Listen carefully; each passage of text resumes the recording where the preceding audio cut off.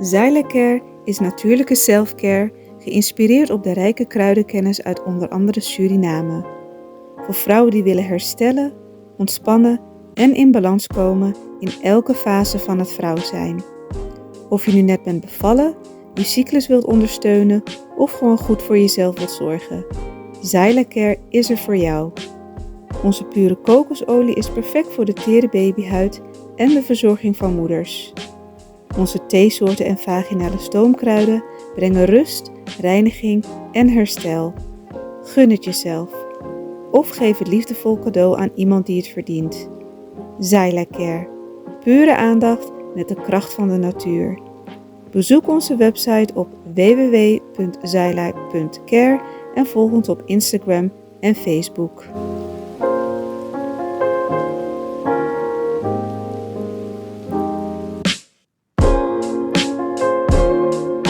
Dames en heren kijkers en luisteraars van Cultura TV Internationaal, mag ik u welkom heten bij deze aflevering van het programma Cultura Actueel.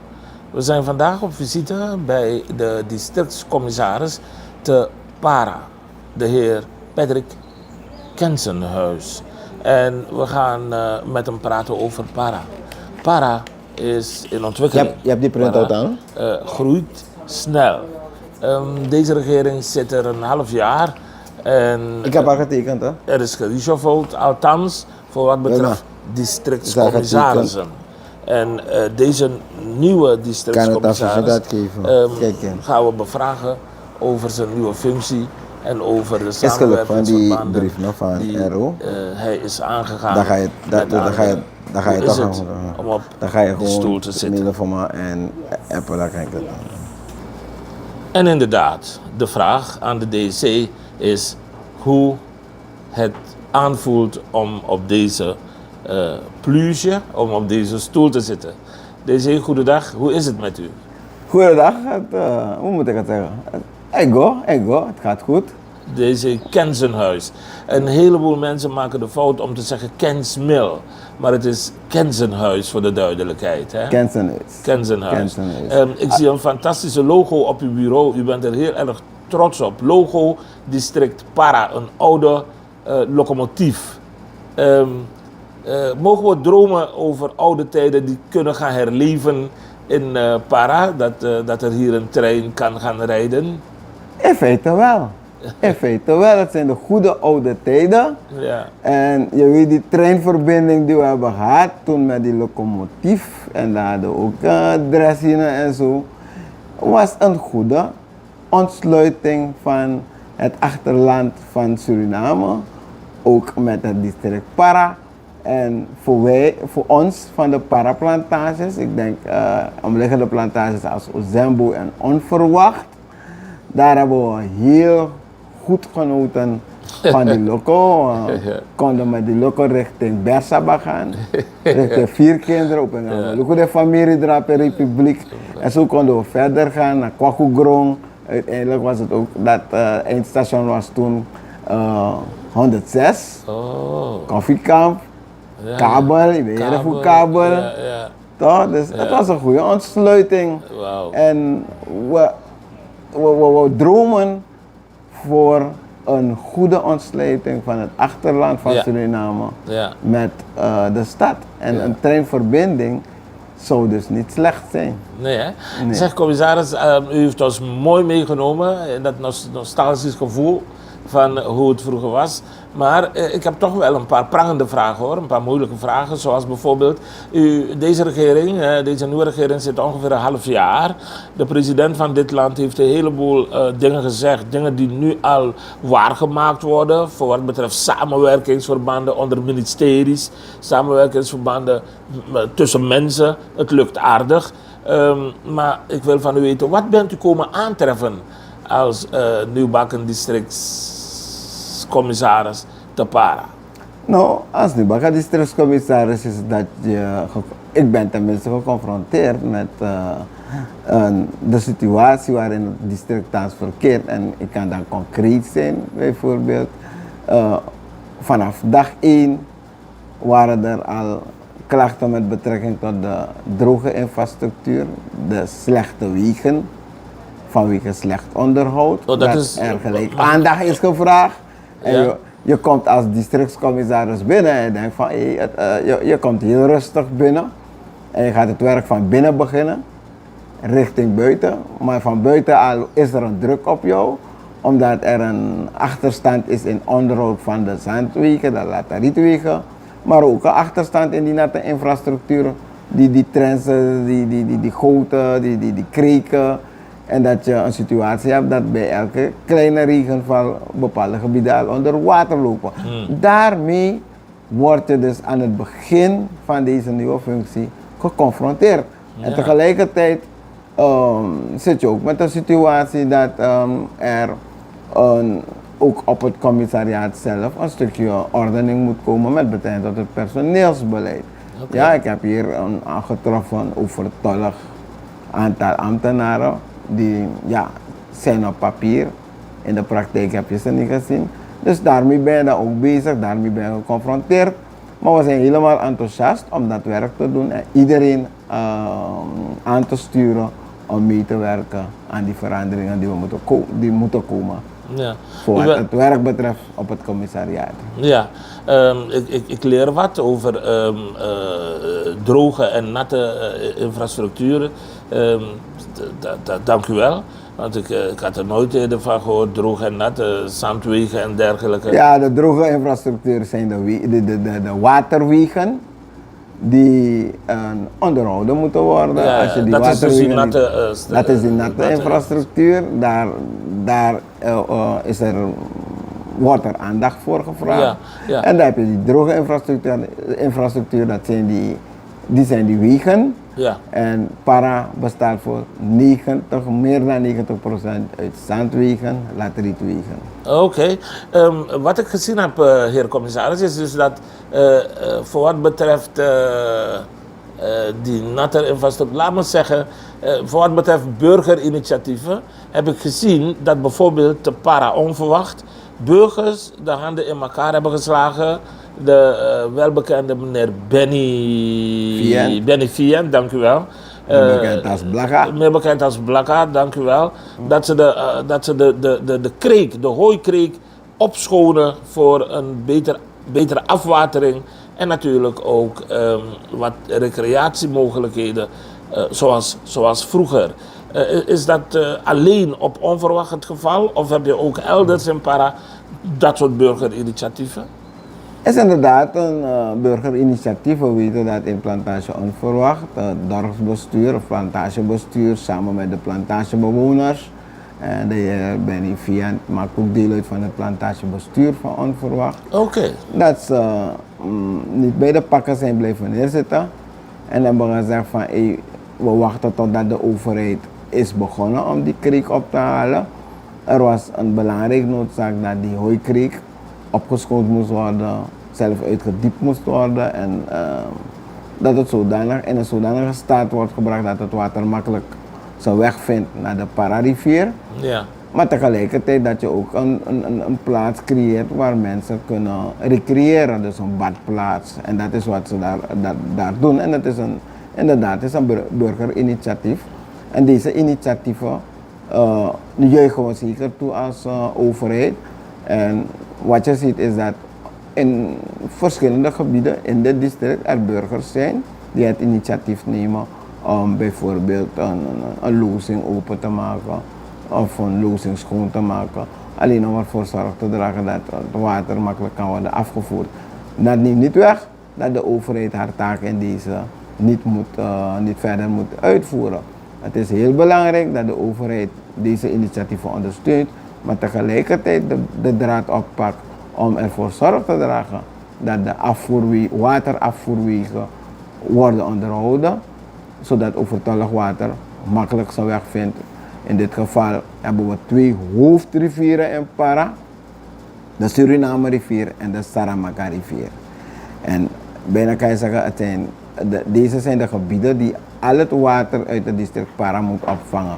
Deels de kant richting het oosten, daar gaat dat gedeelte gaat naar de Suriname rivier.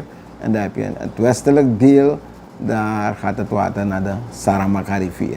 En als die kreken, die rivieren, die trensen allemaal niet worden opgehaald, het water zijn weg niet vindt, dan betekent het dat plaatsen vaak genoeg onder water lopen. En ook een situatie dat productiegebieden waar mensen planten, waar mensen kweken, dat zij schade hiervan tenminste een nadeel hieraan ondervinden.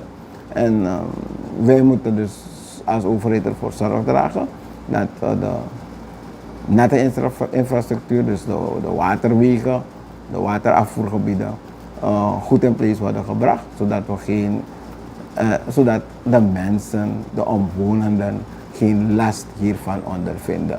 Want last betekent dat mensen bijvoorbeeld een plantmateriaal kwijt zijn, maar last betekent ook dat je vaak genoeg ook je werkplaats of de school niet kan bereiken. Omdat appreciatie in een mapsa, weet je, dus al die dingen heb je. Ja. En die wegen van ons, die moet je constant onderhouden. Kijk, we zitten nu al in die kleine regentijd, is al begonnen.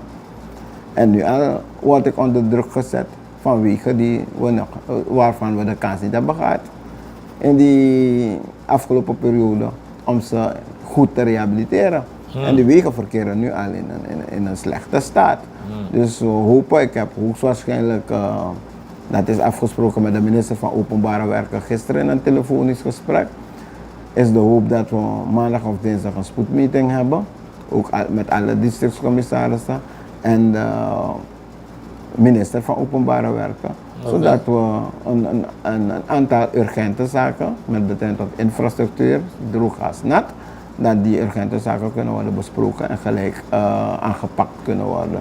Ja. Dus we zitten met een aantal uitdagingen. Nou,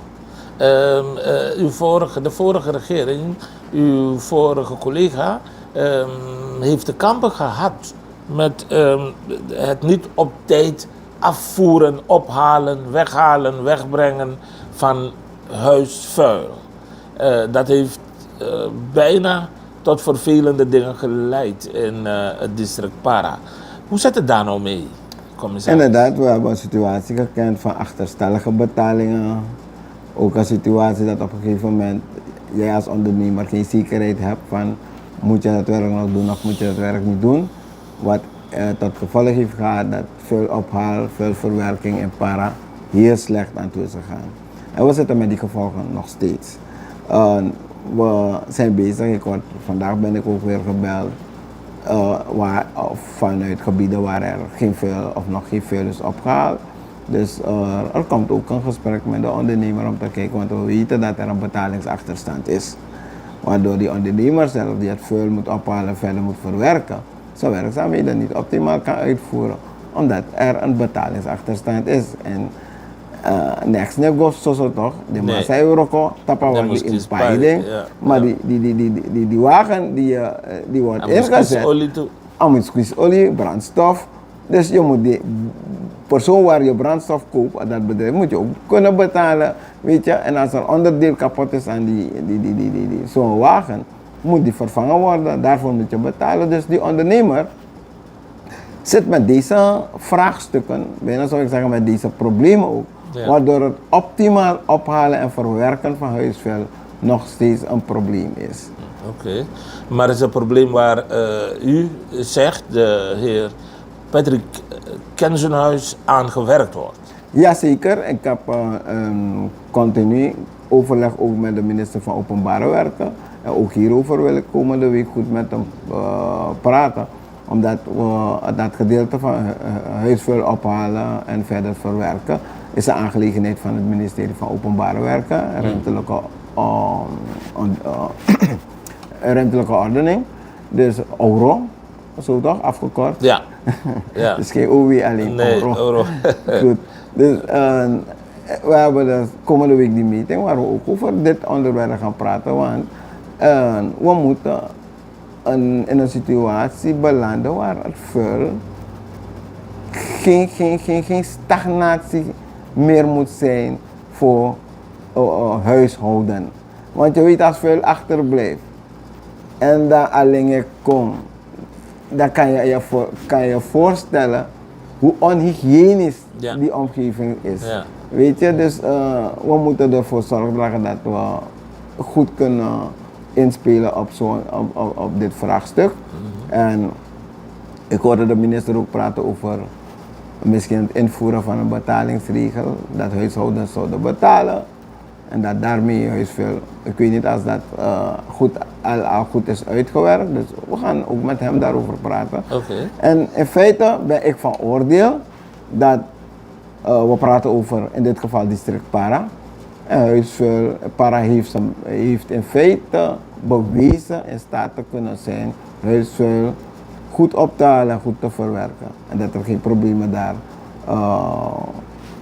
daarover zouden moeten zijn. Nee. We hebben gezien uiteindelijk met die COVID-situatie, dingen zijn gaan veranderen, waardoor uiteindelijk openbare werken dit aspect weer naar zich toe heeft getrokken. Maar ik denk dat we moeten gaan naar een gedecentraliseerde aanpak in dit geval.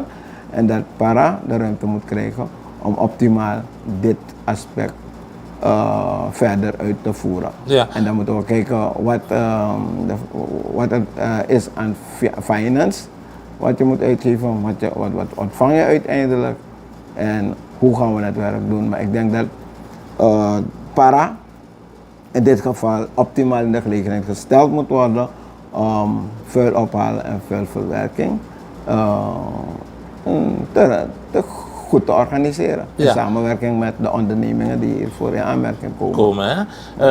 Laat me voor de duidelijkheid die vraag toch wel stellen, heer commissaris. Para verwerkt, dus behalve het ophalen van het vuil, verwerkt Para dat vuil zelf ook? Met verwerking bedoel ik dat het vuil is opgehaald, maar je moet het ergens brengen. Ja. En het wordt gebracht naar Ornamibo. Oh ja, dat is ook... En dat is dus, Ornamibo is Wanica. Is wel in de buurt van de Para-Creek, of Para-rivier, maar Ornamibo is geen Onoribo hoor. Nee, Ornamibo. Maar Ornamibo. Ja, Ornamibo is, daar wordt het vuil in feite gebracht. Dus ik bedoel dus dat naast dat het vuil is opgehaald met een kraakperswagen, of misschien met een truck of pick-up, moet dat vuil ergens gebracht worden. En dat bedoel ik dat het dus verwerkt wordt, het wordt gebracht en daaruit wordt het dan verder goed georganiseerd. Er zijn natuurlijk ideeën ook dat je in feite vuil zou moeten gaan splitsen. En dat zou je vuil kunnen, je zou met vuil energie kunnen opwekken, je zou met vuil je zou een aantal dingen kunnen doen. Maar die aspecten moeten goed uitgewerkt worden. Belangrijk is dat we een situatie moeten hebben dat overal in Para huisvuil moet worden opgehaald. Dat we in feite geen probleem moeten hebben met zwerfvuil. Dus dat vuil uiteindelijk achterblijft en dat die op een gegeven moment verspreid ergens ligt. Dus die situatie moeten we niet hebben. En dat het vuil ergens gebracht kan worden, in dit geval het wordt gebracht naar Ornamibo. Ja, Para, commissaris, is het nog steeds zo dat Para de meeste recreatieoorden van het land heeft? Zitten de meeste recreatieoorden van Suriname in het district Para? Daarover geen enkele twijfel. Trots moet ik aangeven dat Para de meeste recreatieoorden heeft. Para is bij uitstek een district waar mensen komen om te recreëren. En dat merk je vooral in de weekenden, dat merk je vooral ook in de vakantieperiode. Dat zie je dat veel mensen het district Para aandoen om dan zich te gaan verpozen op een recreatieoord. En dan heb je misschien bestaande recreatieoorden waarvan we zeggen van deze zijn die oorden waar mensen naartoe gaan. Kula Creek, Carolina Creek, Blakawatraatje toch.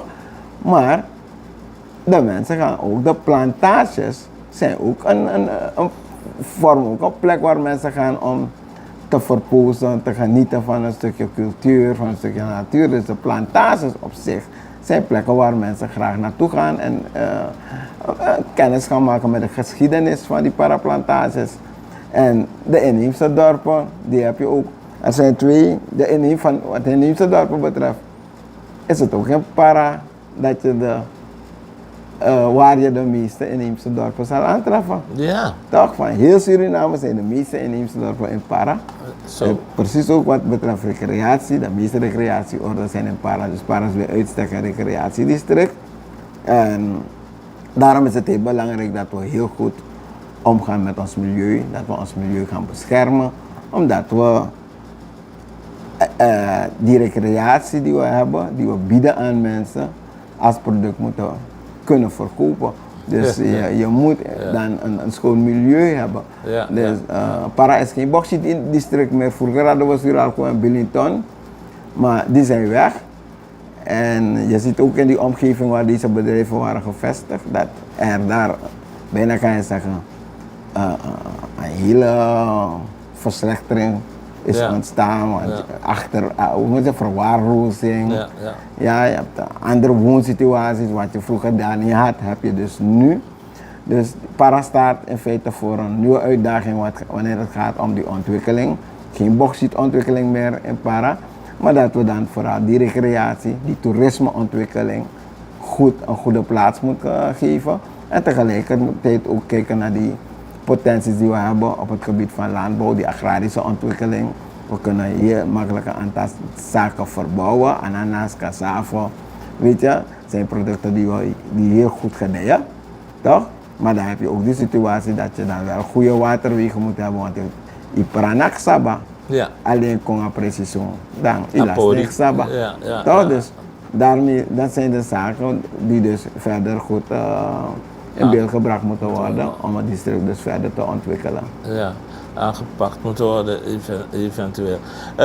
Goed, u zegt het inderdaad, hè, het Para-district is in ontwikkeling. Ik heb het aangegeven, richt zich ook op toerisme. Billington en Suralco die zijn er niet meer en hebben ons ook met wat hoofdpijn achtergelaten. Namelijk alles waar materieel en al die dingen die ze hier hebben achtergelaten, die ontmanteling moet nog plaatsvinden, hè, van deze lelijke bedrijven. Ja, vooral de rehabilitatie, de mine closures activiteiten moeten goed in beeld gebracht worden. Rehabilitatie van die oude mijngebieden. Uiteindelijk moeten mijngebieden gesloten worden, gedicht worden. Maar er zullen sowieso een paar mijnen zijn die je niet meer kan dichten. En dan ga je wat anders daar moeten doen. We moeten ook goede informatie hebben van de Alcoa over bijvoorbeeld chemische producten die ergens of waar precies zijn begraven. Weet je? Dus al die informatie moet je hebben zodat je weet hoe je bepaalde gebieden in de omgeving van de oude mijngebieden goed tot ontwikkeling kan brengen. Oké, ja, duidelijk. Natuurlijk, de goudsector, ook in Para vinden goudzoekactiviteiten plaats. Hè? Ja. En ook dat vraagt om ordening volgens mij. Houdt u het me ten goede als ik verkeerde woordkeuze heb gebruikt in deze? Maar laat mij de vraag anders stellen. Zeg commissaris, hoe zit het met de ordening van de goudsector in het Para-gebied? Nou, in Para heb je dus nu ook sprake van goudwinningsactiviteiten. Denk maar aan het Maripaston-gebied. Het is in de omgeving van de Saramaka-rivier, ietsje voorbij de Pikinsaron, maakt ook deel uit van het Matawai-gebied. Ja, daar heb je dus die goudwinningsactiviteiten. Grasalco is ook daar gevestigd. En er zijn een aantal bedrijven zijn daar in de gelegenheid gesteld om daar een goudwinning te doen. Ook mensen vanuit Bigipoika, Pikinsaron, ik dacht met Matawai-gebied, die daar allemaal werkzaamheden uitvoeren op het gebied van goudwinning.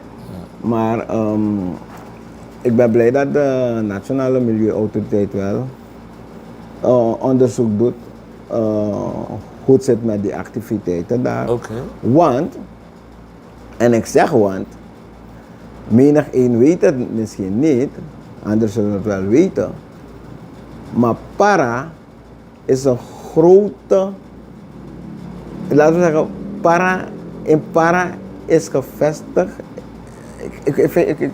laat me het anders zeggen. Onze waterbronnen voor het grootste deel liggen in het district Para. Ja. Dat hadden we nog niet eens benoemd. Ja? En we moeten onze zoetwaterbronnen beschermen.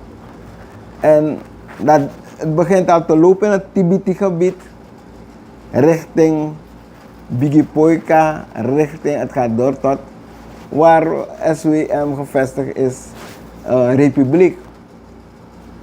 Een groot deel van Para, bodem, behoort tot die zoetwaterbronnen. En die moeten we beschermen. Ja. Dus je ziet, er is een dreiging dat er goudwinning ook in hetzelfde gebied plaatsvindt. Oeps. Dus wat voorkomen moet worden, is dat onze zoetwaterbronnen niet worden gecontamineerd.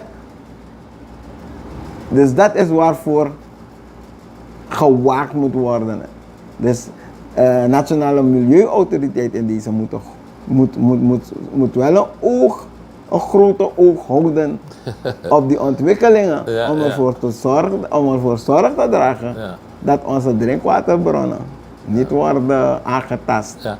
Anders kan dit, hè? Ja, true. Begrijp je? Ja. Dus het is een dreiging. Ja, maar dus aan de ene kant een economische ontwikkeling. Ik kan verdienen, maar ik verdien money. Ja. Maar aan de andere kant zie je dat dat je dus mensenlevens bedreigd kunnen worden als die drinkwaterbronnen van ons worden aangetast. Ja. En de commissaris kan ons beloven dat hij als een havik boven zal zweven om controle, om een grote oog open te houden. Ja, dat is niet daarom dat ik het nu al zeg, maar ik blijf dus wel ervoor waken dat we moeten voorkomen dat die economische activiteit, in dit geval de gezondheid van de mens, kan aantasten. Mooi zo. Mooi zo. Zeg commissaris, die vraag is niet voor niet gesteld, want ik heb gezien dat Para ook opvalt bij andere landen. Ook al zijn het buurlanden, andere gebieden in de buurt van Suriname. U heeft het nieuws gehaald, recentelijk, omdat u bezoek hebt gehad uit het buitenland.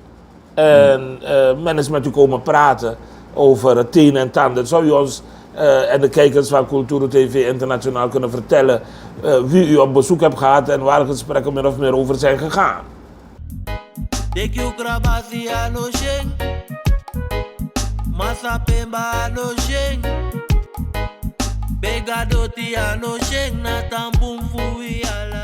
Goed, we hebben inderdaad, ik kan zeggen, het is in feite voor het eerst in de geschiedenis dat Para gastheer kon zijn van 6 burgemeesters. 6 burgemeesters? Uit Frans-Guyana. Alsjeblieft. Die een bezoek hebben gebracht aan het district Para. Het ging er om een kennismakingsbezoek. Oké. Ja, en het gaat om de burgemeesters van Maripasula, van Papaistom, van Granzanti, van Apatu en van Sinamari. Deze burgemeesters hebben een kennismakingsbezoek gebracht aan het district. Wat hebben ze meegenomen? Nou, ze hebben niks meegenomen. Ze zijn zich komen oriënteren, ze zijn kennis komen maken, want ze hebben gehoord over het district Para. Let wel, ik was vorig jaar, maar toen in de hoedanigheid als lid van de Nationale Assemblée, had ik een werkbezoek gebracht aan Frans-Guyana. En ik heb een congres meegemaakt van de mayors daar, dus de association de mayors. De mayors zijn de burgemeesters. Ik heb een meeting daar en we hebben daar kennis gemaakt toen, vorig jaar. Okay. En ik heb toen gesproken over Para, ik heb ook verteld over Para. Dus er was interesse ontstaan, laten we niet eens wat, er is interesse ontstaan. Ja. Dus bij mijn aanstelling als districtscommissaris van het district Para en het feit dat ik al contact had met een aantal van deze mayors, is toen de belangstelling ontstaan om een bezoek te brengen aan het district Para. Mooi. En dus heb ik ze uitgenodigd. En ze hebben het district Para aangedaan. En het was een 2-daags bezoek, 15 tot en met 17 december. En het was een historische mijlpaal. En je kan ook zeggen dat ze een ondersteuning ook geven aan datgene wat onze president heeft gezegd. Om de focus te leggen op die verdere uitvoering van het decentralisatieprogramma in Suriname. Versterking van het decentralisatieproces. En in dat kader hebben we dus ook met elkaar gesproken, die Franse overzeese gebieden, die gebieden daar aan de Franse kant. Het zijn allemaal gebieden die ook niet ver zijn, die liggen in feite aan de Marowijnenrivier.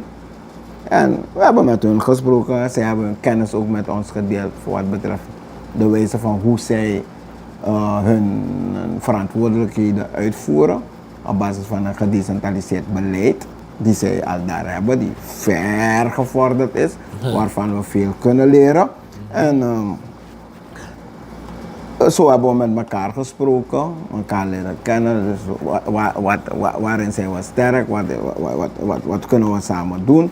En we hebben vooral onderwerpen kunnen vinden die beide gebieden, woongemeenschappen, aanspreekt. Dus bijvoorbeeld, we hebben gesproken over de lokale, territoriale governance, waste management, afvalbeheer, sport- en jeugdontwikkeling, landbouwontwikkeling, ontwikkeling van toerisme, de economische kansen en kijken naar de grensoverschrijdende samenwerking. Het zijn allemaal zaken die onderwerp van gesprek zijn geweest tijdens dit kennismakingsbezoek. En tijdens dit bezoek hebben we ook wat veldoriëntatie gedaan met ze. We hebben ze gebracht naar een ananasbedrijf in Para, Amea, onder leiding van de heer Perea. Iemand van Para. En ze hadden het niet verwacht dat ze zo'n bedrijf zouden tegenkomen in het district Para. Deze burgemeesters dachten van Para is gewoon een district vol bos. Oh, ja, is dat zo? En ja, misschien alhoewel, ze hebben toch wel een beetje gelijk. Ze hebben gelijk, we hebben heel veel groen. Ja. Daar niet van. Dus. Maar zij dachten misschien dat die ontwikkeling van die ananassector misschien niet zo ver zou zijn. Maar zij hebben gezien, en met hun eigen ogen, wat de eigen Paraan kan doen op het gebied van ananasteelt. Toch? Ze waren zo onder de indruk van de wijze waarop die ondernemer, die ananasverbouwer of die ananasboer, hoe hij in feite een waterplan kan uitzetten, zodat de producten, zijn oogst in feite of zijn product dat hij verbouwt, ananas, op de juiste wijze steeds wordt nat gehouden, wordt nat gemaakt.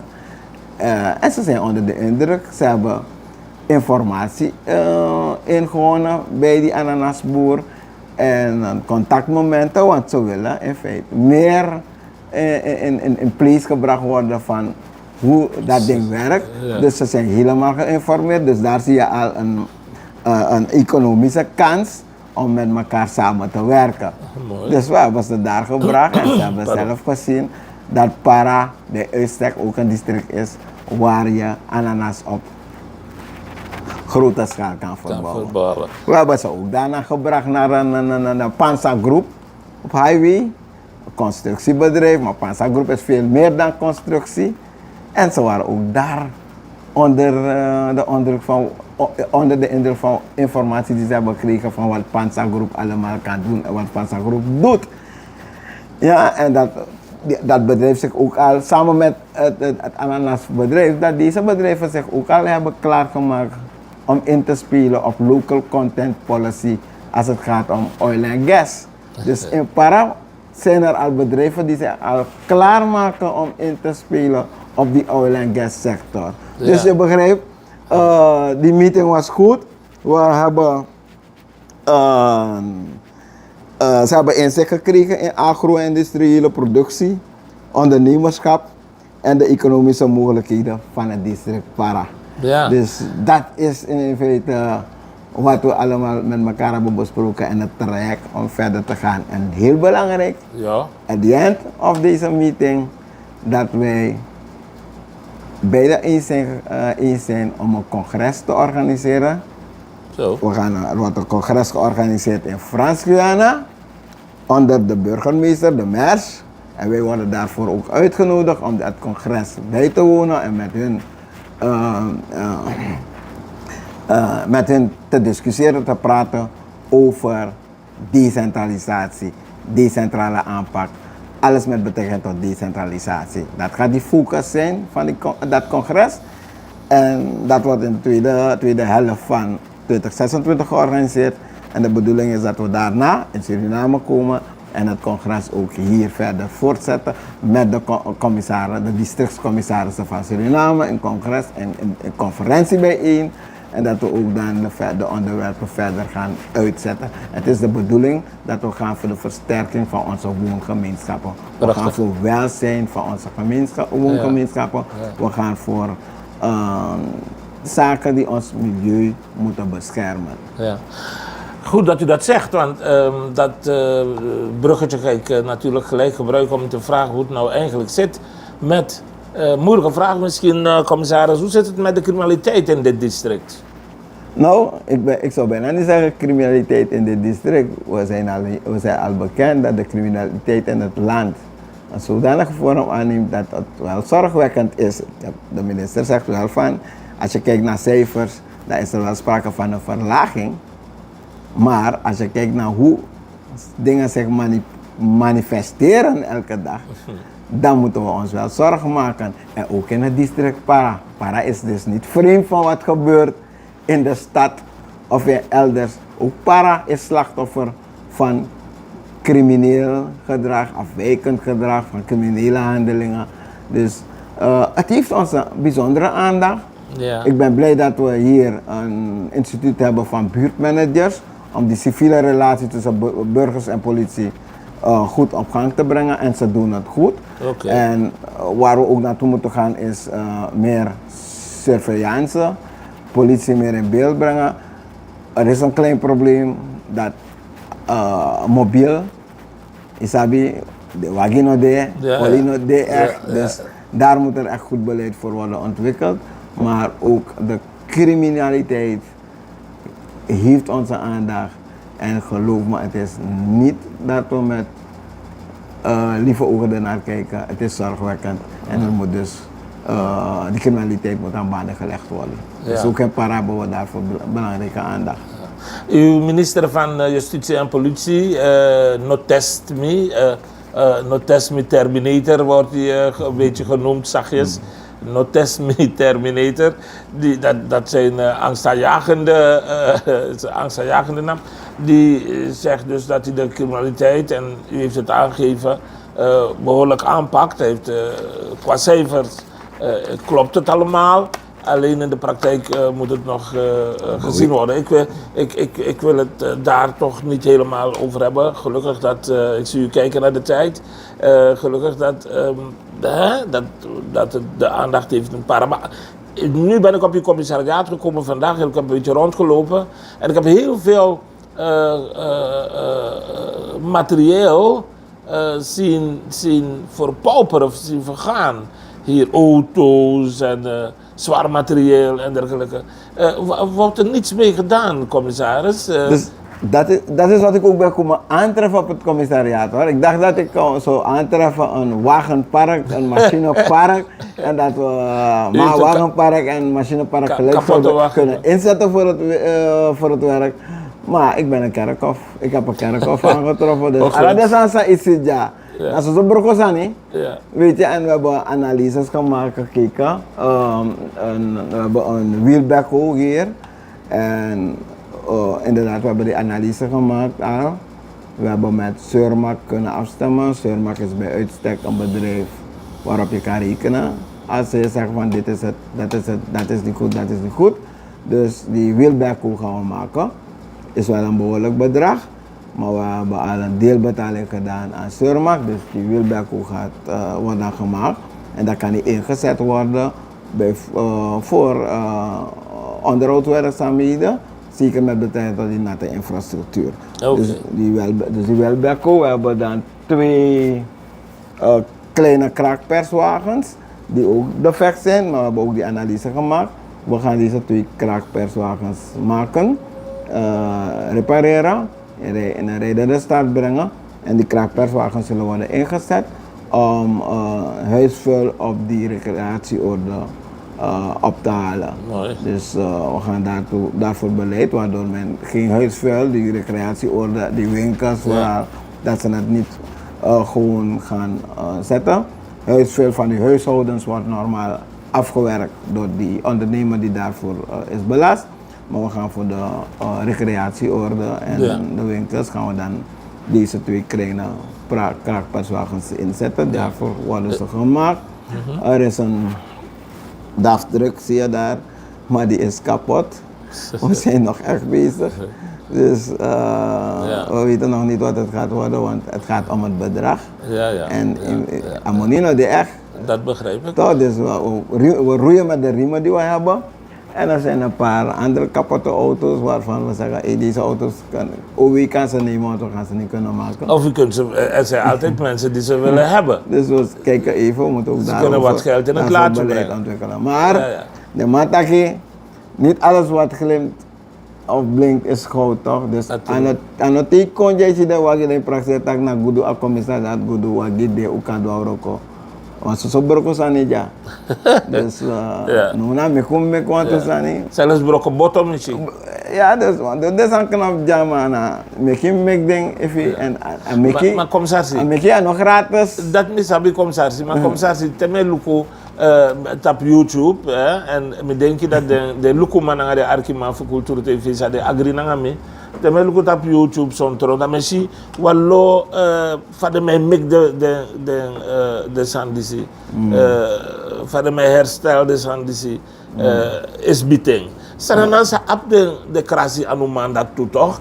Para sa ap de krasi want to krasi in de mande. Krasi de krasi anu mandat. Sa ka herstel de sandisi teken een zakprijsje. Nou, de man dat de bezig luko dus no usikbata ke de tutsi krak perswagen kan mek ding de karei.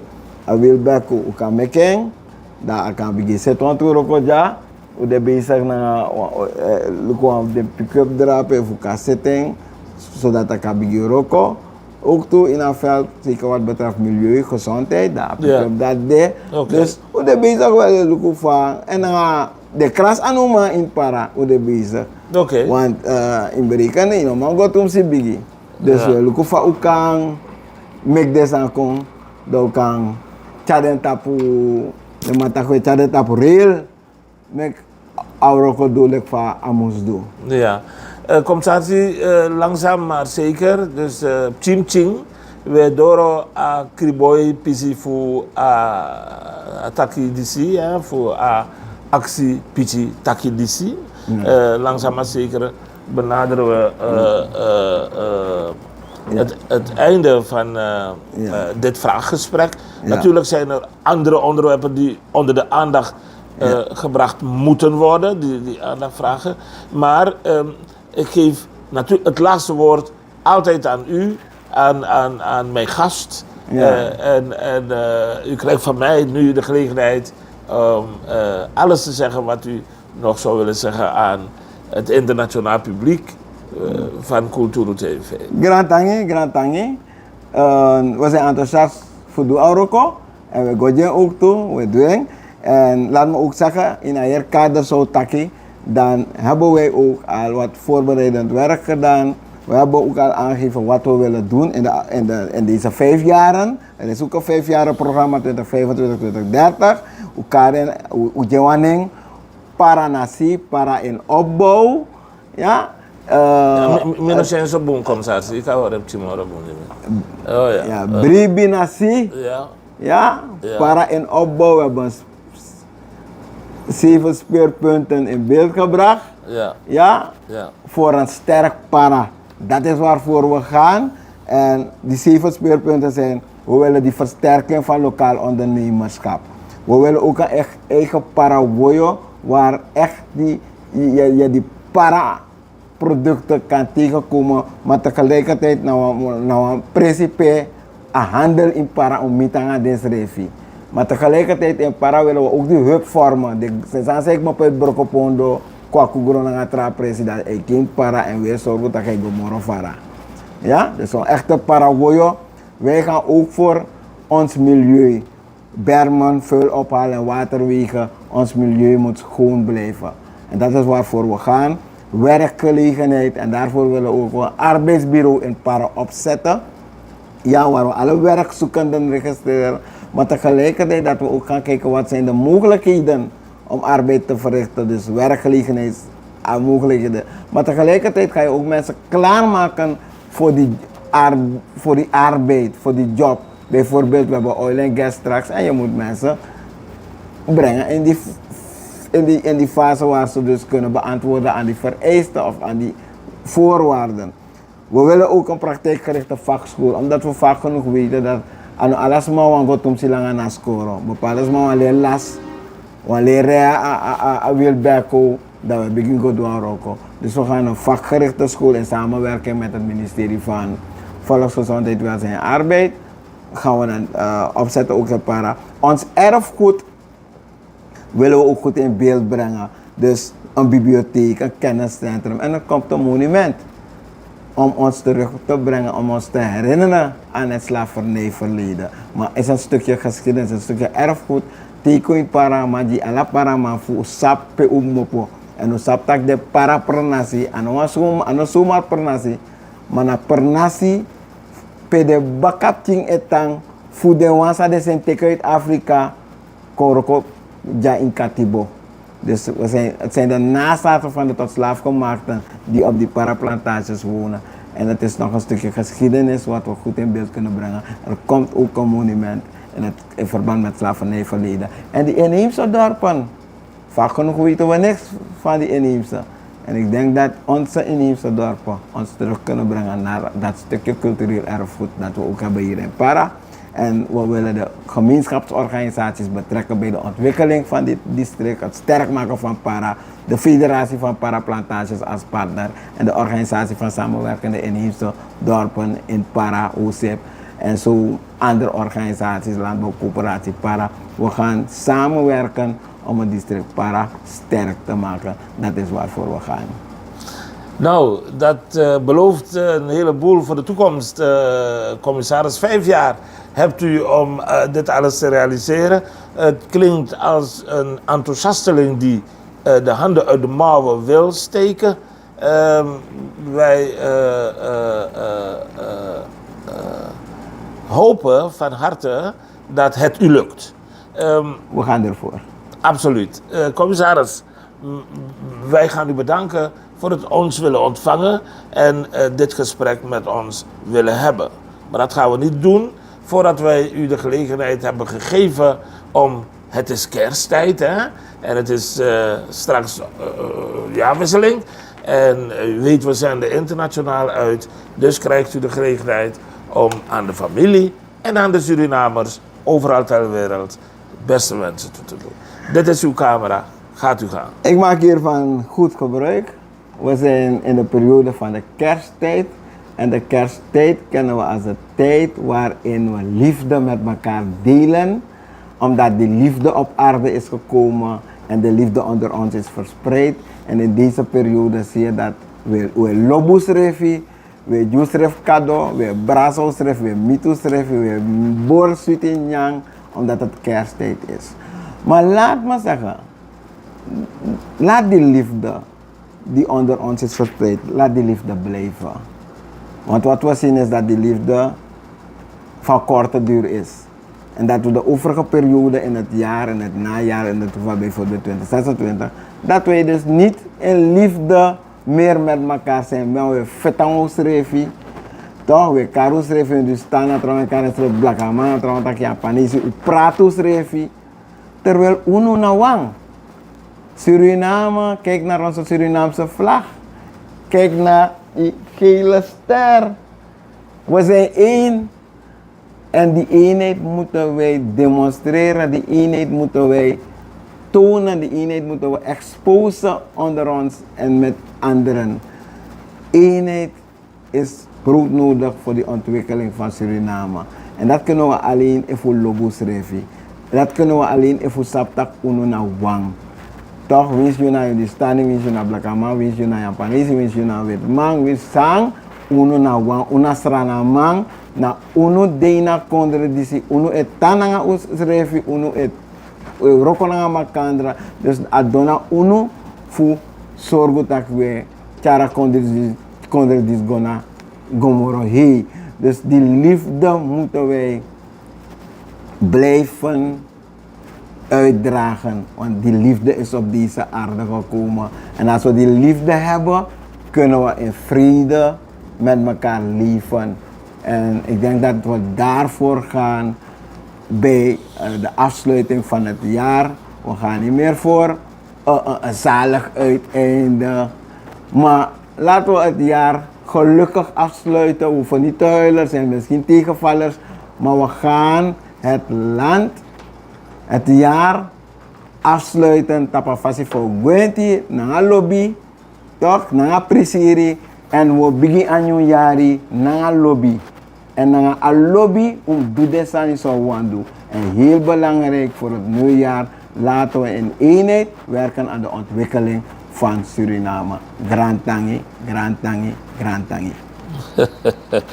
Goed, dames en heren kijkers, u heeft het gehoord. U wordt opgeroepen om te bewaren dat wat ons zo dierbaar is. Eenheid. Door de commissaris van het district Para, de heer Patrick Kenzenhuis. Een man die zijn plannen op tafel heeft gelegd, open en bloot, en gezegd heeft dat we het samen moeten doen. Ik geloof in deze oproep en ik geloof in de juiste intentie om het ook daadwerkelijk samen te kunnen doen. Hij heeft ons van Kulturu TV ontvangen op zijn kantoor, mooi kantoor, en dat waarderen we mateloos. U als kijker van Kulturu TV internationaal, u als Paraan waar ook ter wereld, u als Surinamer waar ook ter wereld, wordt opgeroepen om uw district, uw plantage niet te vergeten. Wij van Kulturu TV zullen er altijd bij zijn. Met dank aan Krisnu, de man verantwoordelijk voor het beeld, de man achter de camera. Met dank aan Paknu, verantwoordelijk voor de techniek in Nederland, zeg ik samen met de districtscommissaris bedankt voor het willen kijken en luisteren naar Kulturu Actueel. Tot de volgende keer. Dag.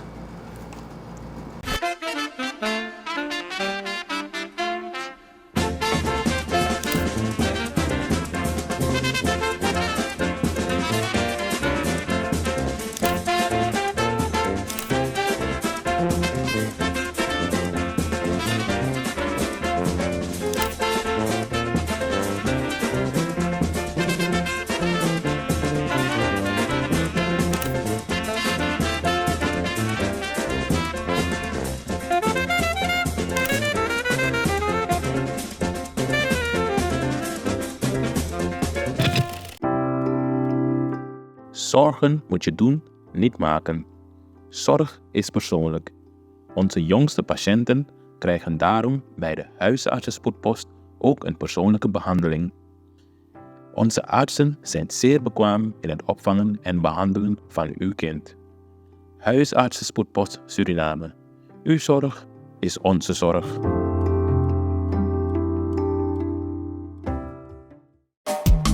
Vaderland, Suriname is mijn vaderland, yeah. Vaderland, Suriname is mijn vaderland. Suriname is een heilig land, maar we doen wat we onheilig staan. www.kulturu.com for the generation them.